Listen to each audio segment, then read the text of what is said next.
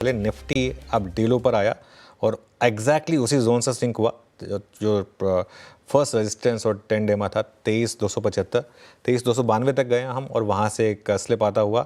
अब हम first support zone के अपर एंड में हैं, 23,050 से 23,150 का वो जोन है।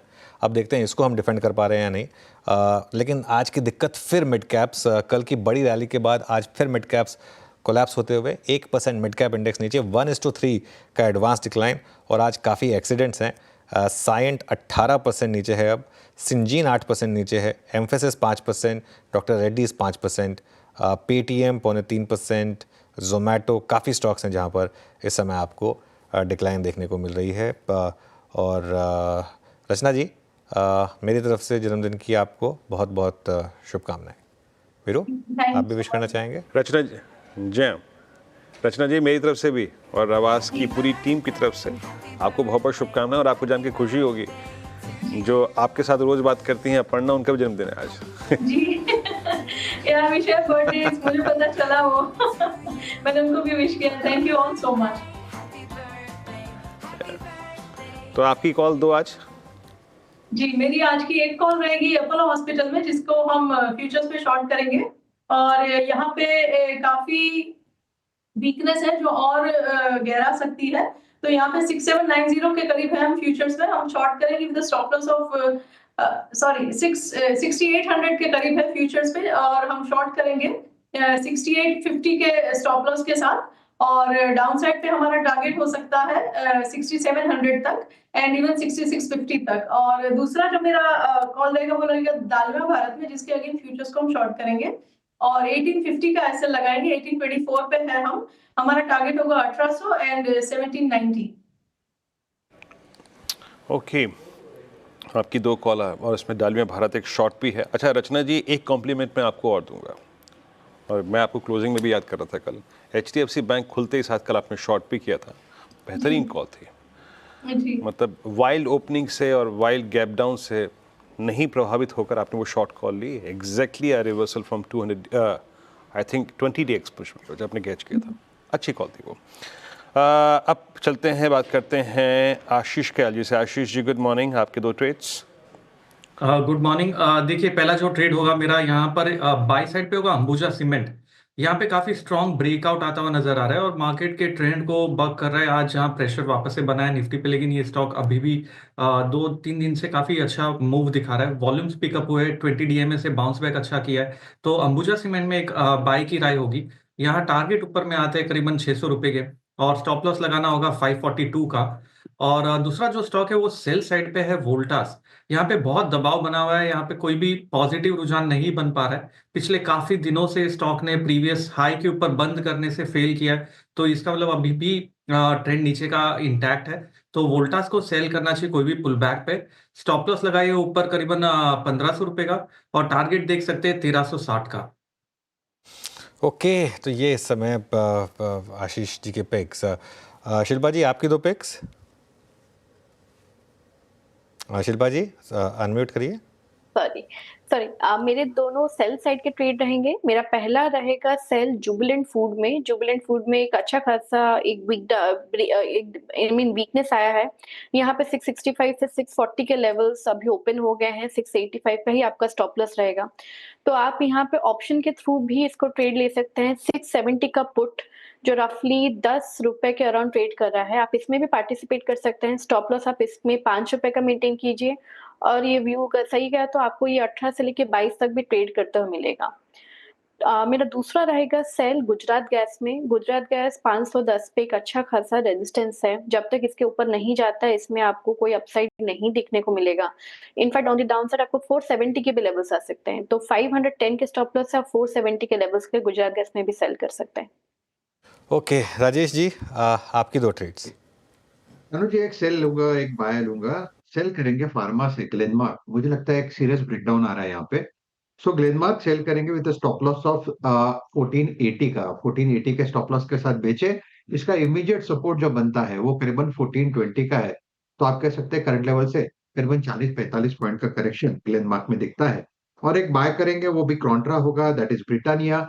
मुझे लगता है कि ब्रिटानिया ऐसे मार्केट में थोड़ा रखना चाहिए। 4960 का स्टॉप लॉस होगा और अनुज जी इसका टारगेट रहेगा 5140 का।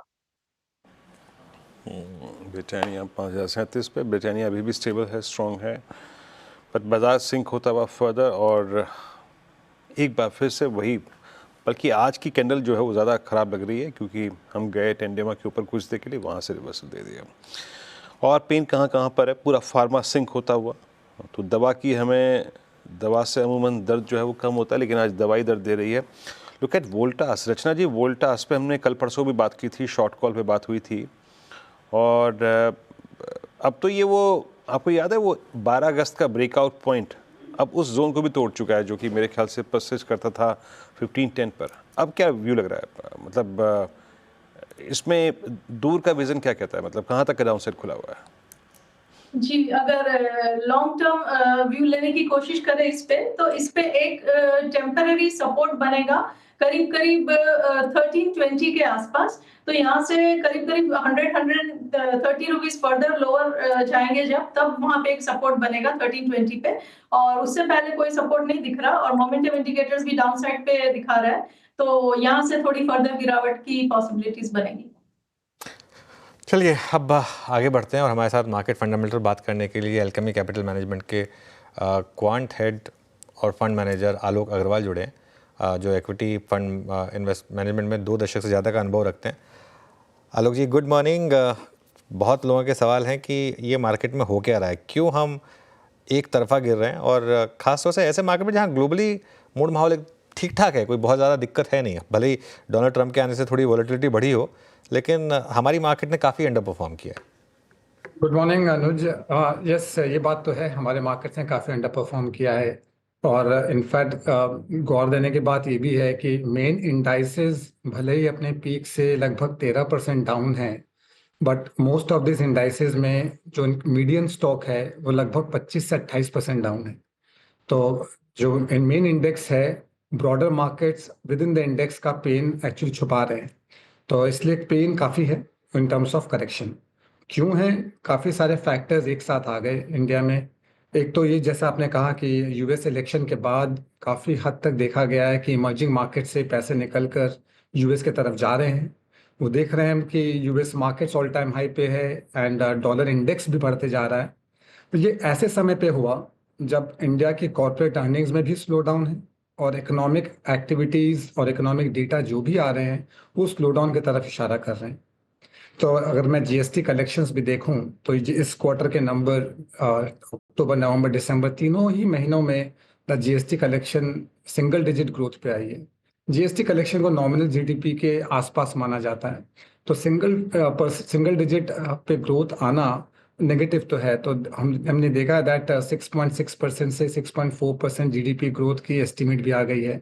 तो स्लो डाउन है एक ऐसे समय पर जब मार्केट्स रन अप कर चुके थे, एक ऐसे समय पर जब वैल्यूएशंस एग्जैक्टली चीप नहीं थे, और एक ऐसे समय पर जब पैसे एज इट इज यहाँ निकल कर इमर्जिंग मार्केट से यूएस की तरफ जा रहे हैं।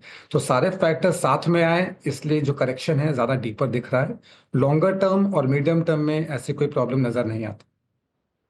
आलोक जी 6 महीने से जहाँ भी फंड मैनेजर से बात हो रही है वहाँ पर ये निकल कर आ रहा है कि लार्ज कैप प्राइवेट बैंक्स में कंफर्ट है, लेकिन सबसे ज़्यादा वही स्पेस मार्केट को पेन दे रही है। ये डायकॉटमी कहाँ से आ रही है?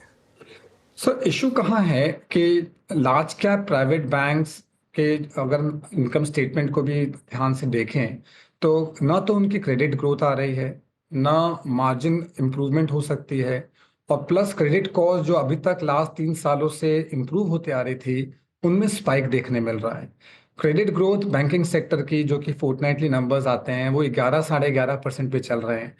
2 साल पहले तक ये नंबर 18-20% तक भी टच कर गया था। तो क्रेडिट ग्रोथ के नंबर्स कम, नेट इंटरेस्ट मार्जिन जो बैंकों की होती है, हम तो as it is falling rate scenario में है।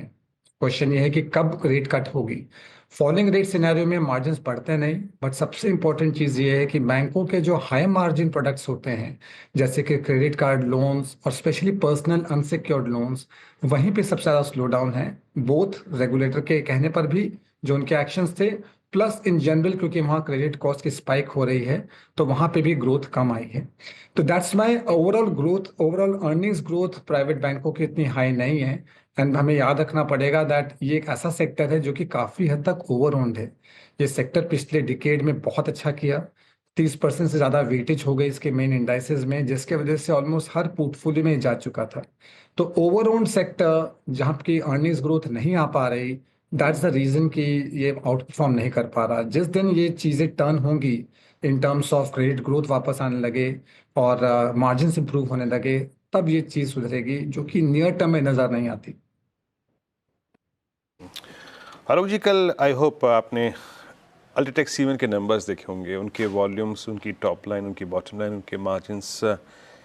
क्या सीमेंट में थोड़े से आपको ग्रीन शूट्स नज़र आ रहे हैं? क्योंकि मैंने जब लास्ट क्वार्टर में या फिर उससे पहले क्वार्टर में जब कमेंट्री सुनी थी तो मैनेजमेंट इस बात को लेकर आश्वस्त थी कि अगले साल FY26 में वॉल्यूम्स बेटर रहेंगे। प्राइसिंग का कुछ उन्होंने, अगर आप देखें, खास बात कही नहीं थी। क्या सीमेंट एक स्पेस है जिस पर आप थोड़ा सकारात्मक व्यू रखते हैं? सीमेंट पे न्यूट्रल सा व्यू रखते हैं, और सीमेंट पे दो बातों पे ज़्यादा गौर करना पड़ेगा। पहला ये कि सीमेंट एक तरह से बेनिफिशियरी है कैपेक्स होने का। तो कैपेक्स में इन इंडिया में कुछ हद तक स्लो डाउन रही है कंपेयर टू एस्टिमेट्स, तो उस वजह से भी थोड़ा इम्पैक्ट रहा। और दूसरा इम्पैक्ट है, जब किसी सेक्टर में एक बड़ा प्लेयर आ जाए और उसको मार्केट शेयर गेन करना हो, तो प्राइसिंग डिसिप्लिन उतनी स्ट्रांग रह नहीं पाती है। सीमेंट आफ्टर ऑल एक कमोडिटी है। खास बात इस कमोडिटी की ये है कि इसको इंपोर्ट तो कर नहीं सकते, तो जो डोमेस्टिकली बनेगा वो डोमेस्टिक में वही खपत होगी। तो वो उस हद तक उसमें काफ़ी एडवांटेज रहता है। दैट्स वाई बाकी और कमोडिटी के मुकाबले सीमेंट हमेशा स्ट्रांगर रहती है।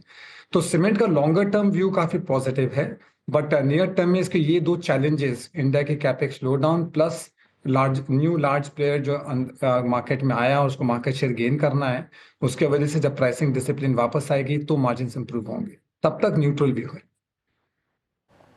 ओके, अच्छा, क्लोजर टू बजट जिस प्रकार का प्राइस डैमेज कैपिटल गुड्स में हुआ है, हालांकि प्राइस डैमेज हर जगह हुआ है, क्या आप इसको लेकर, या फिर वित्त मंत्री जी भले ही कितना कैपेक्स के लिए आवंटन करें, उसको मद्देनजर आपका कैपिटल गुड्स पे व्यू क्या है? ये बड़ी इंटरेस्टिंग सी स्पेस है। पिछले कुछ साल से हमने देखा दैट गवर्नमेंट कह रही थी कि हम कैपेक्स पे फोकस करेंगे, और उन्होंने किया भी था। तो पिछले कुछ साल वो उसका रिएक्शन और रिजल्ट हमने देखा भी ऑर्डर्स में और एग्जीक्यूशंस में। जनरली बजट में जब हायर एक्सपेंडिचर कैपेक्स की तरफ होता है तो कहते हैं क्वालिटी ऑफ एक्सपेंडिचर इंप्रूव हुई है। इस साल अभी तक के नवंबर तक के नंबर्स आ चुके हैं, तो पहले 8 महीनों का नंबर्स को अगर मैं कंपेयर करूं फुल ईयर बजट से, तो रिसीट्स जो है वो तो 60% ऑफ द बजट है।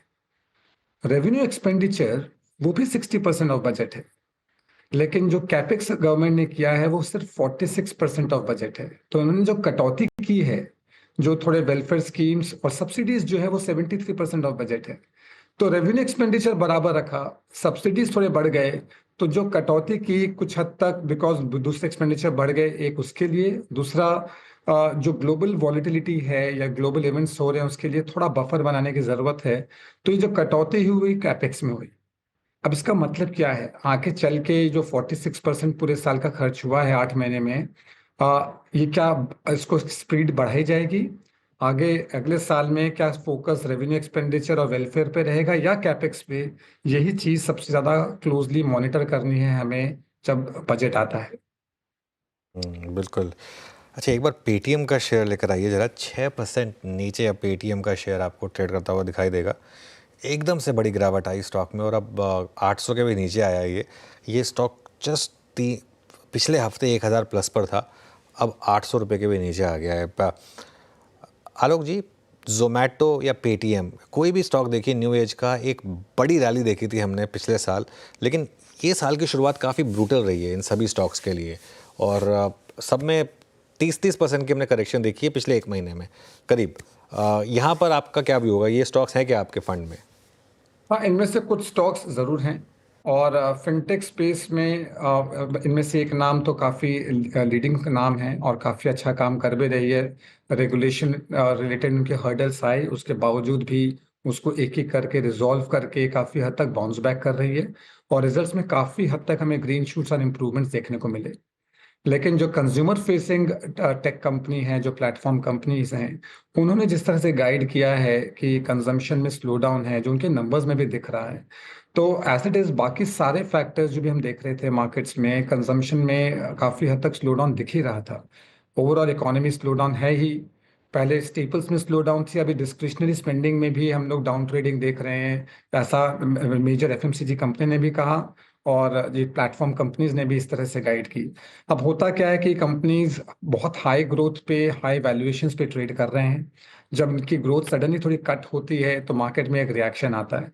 लेकिन मेरा मानना है दैट ये जो कंपनीज हैं ये काफ़ी अच्छा काम कर रही है अपने अपने सेगमेंट्स में। ये प्लेटफॉर्म्स बहुत स्ट्रॉन्ग प्लेटफॉर्म्स बन चुके हैं, काफ़ी सारे अनसक्सेसफुल प्लेटफॉर्म्स को हराकर, उनको मात देकर ये कंपनीज बड़ी बनी हैं। और मेरा मानना है इनके लॉन्ग रनवे ऑफ ग्रोथ तो बहुत है, और इस तरह के जो फॉल्स होते हैं इन मार्केट्स में, शॉर्ट टर्म में, इन सेक्टर्स में, वो अपॉर्चुनिटीज होती है बिल्ड करने के लिए। और मैं ज़रूर कह दूं कि इन स्टॉक्स में, इन तरह की कंपनीज में हमारी पोजीशन ज़रूर है फंड में। पेटीएम अब 8% नीचे है। देखिए सिर्फ एक कुछ न्यूज़पेपर रिपोर्ट्स हैं यहाँ पर जो इन पर और रेजर पे पर कुछ बात हो रही है कि कुछ क्रिप्टो से रिलेटेड कुछ इंक्वायरी चल रही है। अगेन मैं बोल रहा हूँ ये न्यूज़पेपर रिपोर्ट है, लेकिन क्योंकि स्टॉक प्राइस में डैमेज है इसके लिए उसको बताना ज़रूरी है। अब देखते हैं अगर कंपनीज़ की तरफ से कोई क्लैरिफिकेशन आता है या नहीं आता उस न्यूज़ रिपोर्ट पर। लेकिन यहाँ 7% का क्रैक इस समय ओपन होता हुआ आपको दिखाई देगा। दूसरी स्पेस जिसने बहुत पैसा बना के दिया 2024 में आलोक जी, वो है स्टॉक मार्केट से related plays. Angel One, BSE, CDSL, asset managers, यहाँ अभी भी रिलेटिव स्ट्रेंथ है। इन स्टॉक्स में क्या व्यू होगा अब आपका? व्यू काफ़ी पॉजिटिव है अनुज इन पे, और इंडिया में पेनिट्रेशन अब बढ़ रहा है। एंड हमने देखा दैट बोथ ऑप्शन मार्केट्स में भी as well as normal trading में भी काफ़ी हद तक पेनिट्रेशन बढ़ रही है। रिटेल का बिहेवियर बहुत अलग रहा है इस साइकिल में। फॉल्स में भी इनके इन्फ्लोज कंटिन्यूड रहे हैं, हम म्यूचुअल फंड के इन्फ्लोज में भी देख रहे हैं। तो भले ही वो म्यूचुअल फंड सेगमेंट हो, या फिर वेल्थ मैनेजमेंट सेगमेंट हो, ब्रोकिंग सेगमेंट हो, या एक्सचेंजेस हो, एंड या फिर जो वेंडर्स टू दीज सेगमेंट्स हैं, इन चारों पांचों सेगमेंट में बहुत अच्छी ग्रोथ और विजिबिलिटी ऑफ ग्रोथ नजर आती है। कोई खास डेट वेट होता नहीं इनके बैलेंस शीट में, तो बैलेंस शीट भी रीजनेबली क्लीन है, रिटर्न ऑन इक्विटी रीजनेबली अच्छी है। Most importantly growth run rate काफी हाई नजर आता है आगे में। तो इसलिए पूरे कैपिटल मार्केट स्पेस पे हमारा व्यू काफी पॉजिटिव है। अच्छा, अभी आपसे आईटी पे चर्चा नहीं हुई आलोक जी। आईटी में तो कुछ नंबर्स बहुत अच्छे हैं, आप टीसीएस को देखिए। हाँ, HCL टेक्नोलॉजीज एक इशू रहा, बट मिड कैप आईटी में आप देखिए कुछ नंबर्स बहुत प्रभावशाली रहे, कुछ एक्सीडेंट्स भी हैं। आप लोगों की आईटी पर रीडिंग क्या कहती है कि मतलब अगर बाजार थोड़ा सा 23,000 पे स्टेबल भी हो जाए, बजट के बाद चलने भी लगे मान लीजिए, लीडरशिप क्या इसके हाथ में है? ऐसी अर्निंग्स लगी हैं आपको? इनमें से कुछ कंपनीज ऐसी जरूर हैं जिन्होंने बहुत अच्छे हाई टीन्स और 20s तक के ग्रोथ दिए हैं। तो जिसमें ग्रोथ विजिबिलिटी बेटर है और अर्निंग्स अपग्रेड्स आ रहे हैं, वो सेगमेंट्स में तो डेफिनेटली पॉजिटिव व्यू है। बट कुछ कंपनीज जो स्पेशली लार्जर साइड में हैं, उनके नंबर्स कोई खास तेज नहीं आए, वो डबल डिजिट ग्रोथ तक लाने में उनको दिक्कत आ रही है।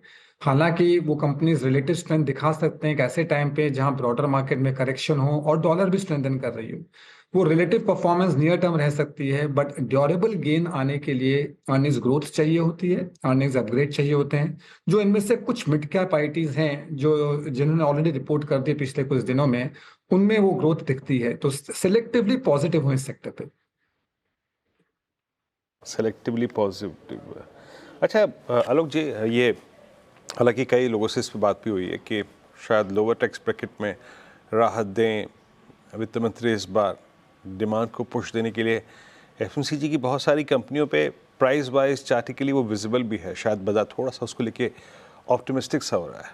Is that possible in this budget? और आपका ऐसे में एफएमसीजी जो कि शायद इस अक्टूबर, नवंबर, दिसंबर, जनवरी के 4 महीने के प्राइस डैमेज में सबसे ज़्यादा प्राइस डैमेज देख के गया, क्या वो एक रीजनेबल पॉइंट पे है टू एंटर?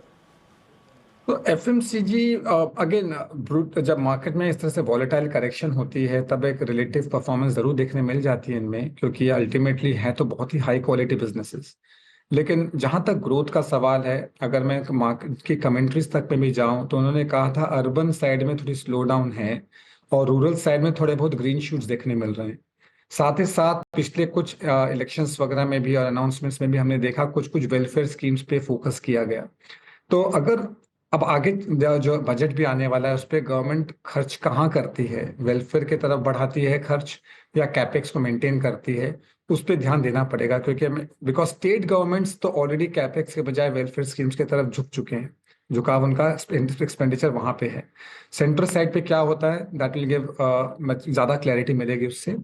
बट स्टिल इनके ग्रोथ नंबर्स अभी भी काफी पीछे हैं। ग्रीन शूट्स भले ही नजर आ रहे हैं in the rural side, but growth numbers को पिकअप करने में थोड़ा और समय लगेगा। रिस्क रिवॉर्ड हर फॉलिंग प्राइस के साथ थोड़ा अट्रैक्टिव होते जा रहा है। सस्ते तो डेफिनेटली नहीं है ये शेयर्स, बट अगर गवर्नमेंट का फोकस भी एमएसपी प्राइस इंक्रीजेस को ज्यादा बढ़ाने में हो जाए और ज्यादा वेलफेयर स्कीम्स की तरफ हो जाए जहां रूरल इनकम बढ़ सके, देन सेंस बनेगा कि कुछ हद तक FMCG companies, rural focused companies को भी पोर्टफोलियो में ज्यादा वेटेज दी जाए। चलिए आलोक जी, बहुत बहुत शुक्रिया, आप इस कार्यक्रम में शामिल हुए और बजट से पहले इस चर्चा में शामिल होकर सभी सेक्टर्स पर अपनी राय रखी आपने। Nifty is at day low 23,135। कितना ही डाउ ने कुछ किया हो, कितना ही सुबह गिफ्ट निफ्टी तेज हो, एक ही टेक्सचर है, सेल। श्रीकांत चौहान कोटक सिक्योरिटी से जुड़ चुके हैं। Shrikant, good morning. श्रीकांत, अभी तक तो सेल ट्रेड्स ने ही काम किया है इंडेक्स पे। इंडेक्स पे आपका व्यू इस वक्त क्या है Shrikant? Good morning Virendra, good morning Anuj. तो देखिए, हमें लगता है कि निफ्टी एक clearly lower top lower bottom की सीरीज एस्टैब्लिश कर रहा है और ओवरसोल्ड होने के बावजूद जो इंपॉर्टेंट लेवल्स है जैसे कि 23,300 या 23,400, इन लेवल्स के करीब ये बार बार अटक रहा है, वहां से ही करेक्शन आ रहा है। अगर आप पिछले वीक के अगर टेक्निकल फॉर्मेशन को देखें तो वहां पे डोजी स्टार फॉर्मेशन बना था जो क्लियरली इंडिकेट कर रहा था कि मार्केट में कई मीन्स अच्छा खासा कंफ्यूजन रह सकता है। और जब तक ये डिफाइंड टेरिटरीज को यानी डिफाइंड इंपॉर्टेंट लेवल्स को क्रॉस नहीं करता या ब्रेक नहीं करता, तब तक मार्केट में ऐसी वॉलिटिलिटी हमें देखने मिलेगी। सबसे इंपॉर्टेंट बात यह है कि जो इंपॉर्टेंट सपोर्ट लेवल्स है वो है 22,980 के करीब, यानी 23,000 के करीब के हैं। अगर इन लेवल्स को अगर निफ्टी ब्रेक कर लेता है तो फिर हमें लगता है कि हम आने वाले दिनों में एक बार 22,500 तक के लेवल्स देख सकते हैं। और हायर लेवल्स पे तो काफी ऊपर के लेवल्स है, 23,500 लेवल क्रॉस होने के बाद ही मार्केट में तेजी देखी जाएगी। तो करंट लेवल्स पे हमें लगता है कि काफी कॉशियस रहना जरूरी है और 23,000 के बाद हमें लगता है कि मार्केट में दिक्कतें और भी बढ़ सकती है। ओके, श्रीकांत जी गुड मॉर्निंग। स्टॉक स्पेसिफिक क्या रुझान रहेगा आज, क्या ट्रेड्स होंगी? गुड मॉर्निंग अनुज। स्टॉक स्पेसिफिक मुझे लगता है कि देखिए, जैसे एक्सपेंसिव स्टॉक्स है डिक्सन टेक्नोलॉजीज या एम्बर, ट्रेंड, यहाँ पे मुझे लगता है कि लगातार शॉर्ट बनते रहेंगे क्योंकि ये काफी अच्छा एक defensive we can say mechanism है लॉन्ग शॉर्ट ट्रेडर के लिए, और वो इन स्टॉक्स को बेचते रहेंगे। हमें लगता है करंट लेवल से भी डिक्सन टेक्नोलॉजी को बेचा जा सकता है जो तकरीबन 15,250 275 के करीब ट्रेड कर रहा है। यहाँ पे जो स्टॉप लॉस रखना है वो काफी नजदीक का है, 15,400 के करीब का स्टॉप लॉस रखे। करंट लेवल से अगर शॉर्ट करते हैं तो हमें लगता है कि ये स्टॉक वापस से एक बार 14,800 या 500 तक के लेवल्स दिखा सकता है। लॉन्ग अगर इस पर्टिकुलर मार्केट में कुछ करना है, बिकॉज मार्केट अभी भी 23,000 के ऊपर है, तो मैं कहूंगा आईटीसी ये एक ऐसा स्टॉक है वो बार बार अपने इंपॉर्टेंट सपोर्ट 435-40 से बार बार ऊपर आ रहा है। सामने बजट भी खड़ा है और मैंने मोस्ट ऑफ द टाइम देखा है कि ये स्टॉक में कुछ ना कुछ हलचल देखने मिलती है। करंट लेवल से आईटीसी को अगर लॉन्ग करते हैं तो 430 का स्टॉप लॉस रखें। हमें लगता है कि ये स्टॉक वापस से एक बार 455 के लेवल्स दिखा सकता है। ओके, अच्छा श्रीकांत, बैंकिंग स्टॉक फ्यूचर्स में आप क्या कर रहे हैं? मतलब जिस तरीके से एचडीएफसी बैंक कल हायर लेवल से रिवर्सल हुआ, उसमें एसबीआई को देखिए, बहुत अच्छे दिनों में भी बैंक्स हायर लेवल्स पे शॉर्टिंग विटनेस कर रहे हैं, लॉन्ग अनवाइंडिंग विटनेस कर रहे हैं, हर हायर लेवल्स पे एग्जिट्स ढूंढ रहे हैं, लॉन्ग ट्रैप जो होते हैं। अभी बैंक्स पे क्या कर रहे हैं आप लोग? पोजिशनली कैसे प्लेस्ड हैं आप? देखिए, वैसे अगर बैंक स्टॉक्स को देखा जाए तो medium to long term view से अगर करंट लेवल्स पे देखा जाए तो काफी स्ट्रॉन्ग बेट्स है। बेस्ड ऑन फंडामेंटल्स देखे या बेस्ड ऑन टेक्निकल्स देखे, कई सारे स्टॉक अपने इंपॉर्टेंट सपोर्ट्स के करीब आ चुके हैं। आईसीआईसीआई बैंक अगर स्पेसिफिकली हम देखते हैं तो ये भी अपने इंपॉर्टेंट सपोर्ट्स के करीब है, लेकिन चूंकि मार्केट में एफआईएस का सेलिंग बना हुआ है, लगातार वो 5-6 हजार करोड़ का सेलिंग कर रहे हैं, तो काफी क्लियर है कि शॉर्ट टर्म में इन सभी स्टॉक्स में कुछ रिटर्न्स मिलना काफ़ी मुश्किल है। तो अगर लॉन्ग टर्म का व्यू है, मीडियम टर्म का व्यू है, तो हम इन्वेस्टमेंट्स करा रहे हैं। अगर वेरी शॉर्ट टर्म का व्यू है, तो हम कह रहे हैं कि एक बार जो भी हायर लेवल्स मिल रहे हैं, उन हायर लेवल्स पे अपने जो ट्रेडिंग पोज़ीशंस को है, वो कम करना ज़रूरी है। क्योंकि कई सारी पोज़ीशन अभी जमा हो चुकी थी जब मार्केट में करेक्शन आया था तब, और तब से अगर देखें तो सभी बैंक स्टॉक अभी भी अंडर परफ़ॉर्म कर रहे हैं। इनफैक्ट स्टेट बैंक हमने 750, 770 में काफ़ी रिकमेंड किया था, लेकिन अब ये स्टॉक उस लेवल के नीचे ट्रेड कर रहा है। तो हायर लेवल्स पे पोज़ीशंस को कम करना ज़रूरी है अगर ट्रेडिंग पोज़ीशन हो, बट अगर इन्वेस्टमेंट्स करना है तो मुझे लगता है कि ये काफ़ी अट्रैक्टिव लेवल्स है। ओके, ज़ोमैटो पर क्या व्यू बन रहा है अब इस समय आपका? काफ़ी शॉर्टिंग हुई है यहाँ पर भी। बिल्कुल, तो जैसे इसमें बिकवाली हुई है और जैसे इसमें ओवरऑल कंसेंसस बाय बना हुआ था, मुझे लगता है कि अभी ये स्टॉक कम से कम 2 से 3 महीने का और वक़्त लेगा यहाँ से रिकवर होने के लिए। ₹200 के करीब काफ़ी इम्पोर्टेंट सपोर्ट था, एक इम्पोर्टेंट रिट्रेसमेंट का, लेकिन मुझे लगता है कि शायद इसमें अगर और बिकवाली या तो मार्केट में बिकवाली का ट्रेंड बनता है, तो एक बार ये स्टॉक 180-190 के रेंज में आ सकता है।